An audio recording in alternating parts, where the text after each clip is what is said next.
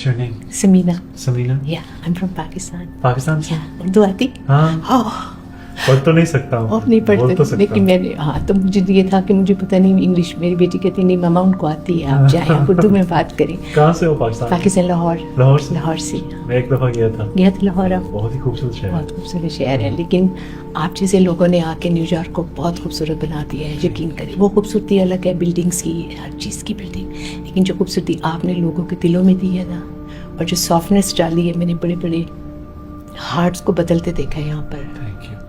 ऊपर वाले भी और नीचे वाले भी, दोनों। Thank you. आपने लोगों के दिल बदल दिए हैं, Thank you. और ये आप एक कितने गिफ्ट होता है अल्लाह की तरफ से, वो आपको मिला है। Thank you. इतनी मुझे खुशी हो रही है, मुझे समझ नहीं आ रहा मैं और क्या बात करूँ। इंग्लिश मुझे अच्छी आती नहीं, और मैं आपसे इंग्लिश में भी अच्छी बात जो भी आती नहीं, और मैं आपसे इंग्लिश में भी अच्छी बात। जो भी बोलना है। आपकी आंखों में जो एक सच्चाई है ना, वो किसी से छुप नहीं सकती, किसी से छुप नहीं सकती। Thank you. नहीं, Thank you.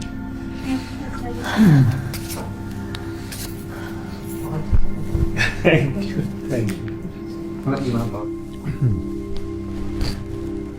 you.